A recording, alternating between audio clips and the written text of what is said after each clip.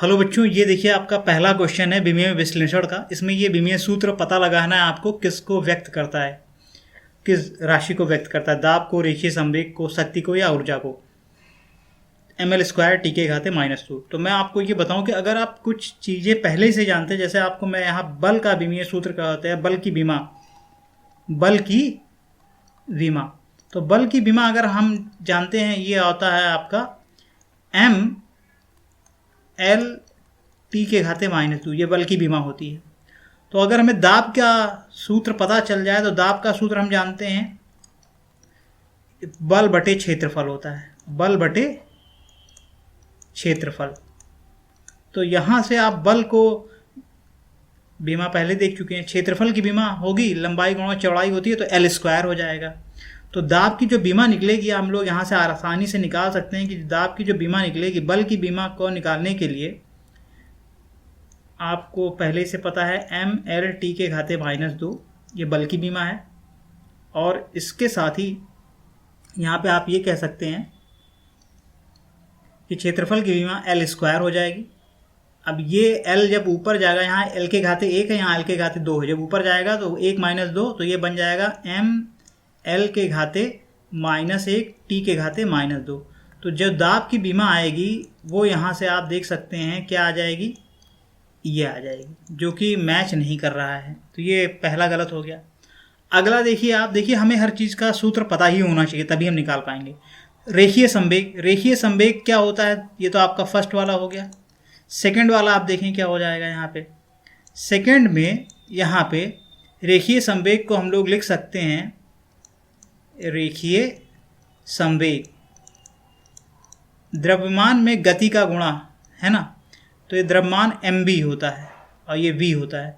तो अगर हम m की विमा जानते हैं, ये द्रव्यमान है, kg हो जाएगा, और ये मीटर पर सेकंड, तो मीटर पर सेकंड को l टी के घाते -1 लिख सकते हैं, ये गति की बीमा हो जाएगी। तो रेखीय संवेग की जो बीमा निकल के आएगी वो यहाँ से मैं आपको बताऊं कि ये हो जाएगा m, और ये l टी के घाते -1। तो ये भी कह सकते हो आप, रेखीय संवेग को भी ये व्यक्त नहीं करता है।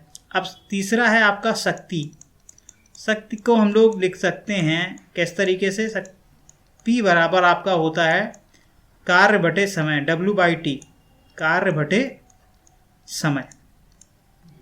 तो कार्य का जो मात्रक होता है वो आप इसकी बीमा निकालने के लिए हम लोग कार्य को जानते हैं, बल को अगर हम लोग दूरी से गुणा कर दें, F × D, F × D, बल गुणे दूरी, ये कार्य दे देता है। बल की बीमा हम लोग जानते हैं ml टी के घाते -2, ये बल हो गया।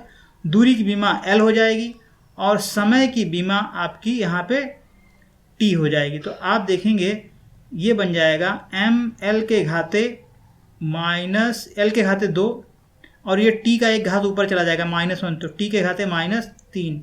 तो ये भी सही नहीं हो पाएगा। अब बचा आपका ऊर्जा।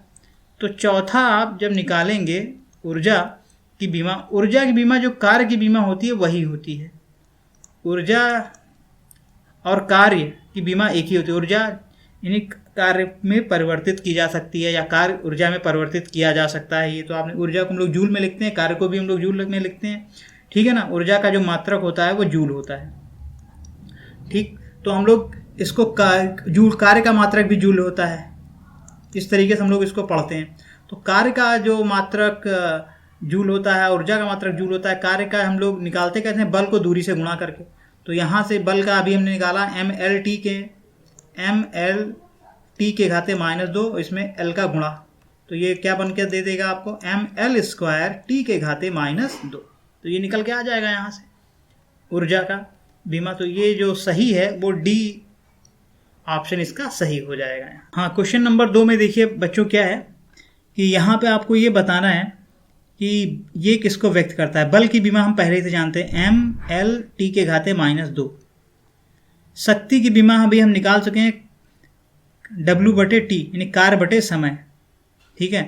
तो शक्ति की बीमा को हम लोग, मैं आपको यहाँ से लिख के बता दे रहा हूँ, शक्ति P बराबर W/T, टाइम। तो W क्या क्या होता है, बल को दूरी से गुणा कर दिए, यानी बल का बीमा ये हुआ, दूरी का बीमा l हुआ, और समय का बीमा ये हुआ।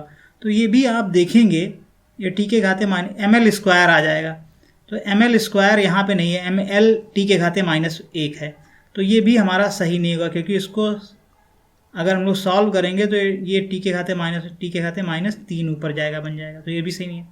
बल आघूर्ण, ये भी आप जानते हैं बल आघूर्ण क्या होता है कि फोर्स को, बल को हम लोग दूरी से गुणा करते हैं। बल आघूर्ण बराबर बल गुणे दूरी, ये बल गुणे दूरी, ये बल आघूर्ण रहेगा। तो बल को आप देखिए ml टी के घाते -2 ये बल हो गया, और इसमें किसका गुणा, दूरी का गुणा आपको करना है।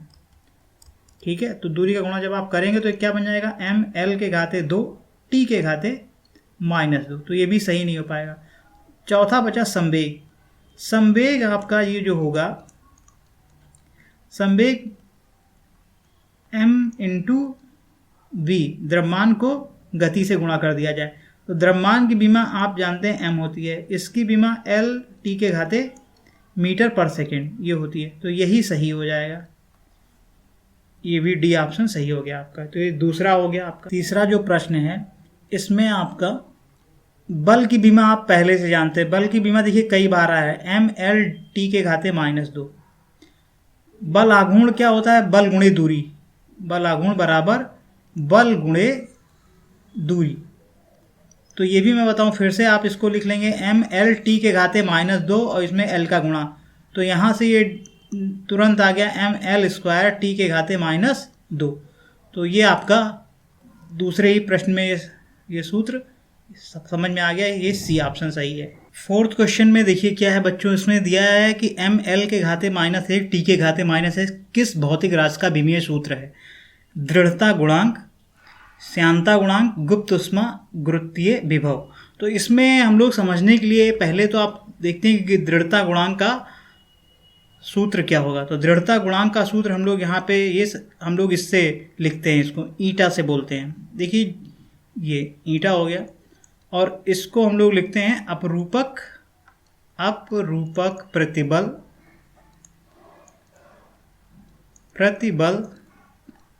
बटे अपरूपण विकृति। अब विकृति का एक विमाहीन राशि है। पहले तो आप ये समझिए, प्रतिबल आप जानते हैं कि बल बटे क्षेत्रफल, अब ये होता है डेल्टा L बटे L। तो ये विमाहीन राशि हो जाएगी, ऊपर भी लंबाई नीचे भी लंबाई। तो आप ये कह सकते हैं यहाँ पे कि ये विमाहीन हो गई राशि, इसका कोई विमा नहीं आएगा डेल्टा L बटे L का। अब इसकी विमा निकालने के लिए हमको बल की विमा चाहिए और क्षेत्रफल की विमा चाहिए। तो यहाँ पे आराम से आप इसको निकाल सकते हैं। बल की विमा कितनी आएगी, ml टी के घाते -2 बटे क्षेत्रफल की विमा L²। तो यहाँ से जब आप इसको ऊपर ले जाएंगे तो ये बन जाएगा ml के घाते -1, ऊपर 1 घात नीचे 2 घात, ऊपर जाएगा -2 बन जाएगा, 1 -2 -1 बचेगा, और ये टी के घाते -2। तो ये तो हो गया आपका दृढ़ता गुणांक ए। अगला जो है वो आपका है श्यानता गुणांक। श्यानता गुणांक को भी आप ईटा से लिखते हैं, और इसको इस सूत्र से हम लोग जानते हैं कि बल, ये द्रव्य में 2 सतहों के बीच में हम लोग ये बल जो लगता है उसको हम लोग इस तरीके से निकालते हैं। ईटा ये श्यानता गुणांक है, यहाँ पे क्षेत्रफल dv बटे dz। इसको डेल्टा भी आप लिख सकते हैं, अगर ये नहीं कुछ बुक में delta v upon delta z, उससे कोई फर्क पड़ता नहीं है। डेल्टा v बटे डेल्टा z, v आपका वेग है, z आपका दूरी है। तो अगर हमको यहाँ पे ईटा के बारे में, ईटा का मान निकालना है, ये यहाँ पे आपको ध्यान रखना है कि दृढ़ता गुणांक को भी हम लोग ईटा से व्यक्त कर रहे हैं, श्यानता गुणांक को भी हम लोग ईटा से व्यक्त कर रहे हैं। तो यहाँ पे आप इसको ईटा का मान निकालने के लिए क्या करेंगे, f को डेल्टा z से गुणा कर देंगे, f डेल्टा z, और नीचे आपका a और डेल्टा v आ जाएगा, इधर a आ गया, डेल्टा v आ गया। अब आप बीमा लग सकते हैं कि इसका विमीय सूत्र निकालना है, तो f की बीमा ml टी के घाते -2, डेल्टा z दूरी है तो इसकी बीमा l हो जाएगी, बटे आप देखें अगर यहाँ पे क्षेत्रफल है तो इसकी बीमा एल स्क्वायर, ये वेग है तो इसकी बीमा मीटर पर सेकेंड यानी एल टी के घाते -1।